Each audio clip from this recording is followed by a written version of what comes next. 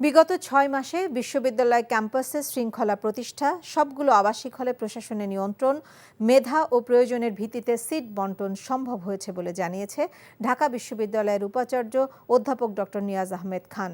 নতুন প্রশাসনের দায়িত্ব গ্রহণের ৬ মাস উপলক্ষে বিশ্ববিদ্যালয়ের আব্দুল মতিন ভার্চুয়াল ক্লাসরুমে সাংবাদিক সম্মেলনে এসব কথা বলেন তিনি। সব পক্ষের সমঝোতা ও বৃহত্তর রাষ্ট্রীয় ঐক্য প্রতিষ্ঠা হলে দ্রুততম সময়ের মধ্যে ঢাকা বিশ্ববিদ্যালয় কেন্দ্রীয় ছাত্র সংসদ ডাকসুর নির্বাচন আয়োজন সম্ভব হবে বলেও জানান তিনি। নারী নিপীড়নের বিষয়ে ঢাকা বিশ্ববিদ্যালয় কর্তৃপক্ষ সর্বোচ্চ সতর্ক রয়েছে জানিয়ে উপাচার্য বলেন, শিক্ষার্থীদের নিরাপত্তার স্বার্থে ক্যাম্পাসে বহিরাগত প্রবেশ আবারও সীমাবদ্ধ করা হতে পারে।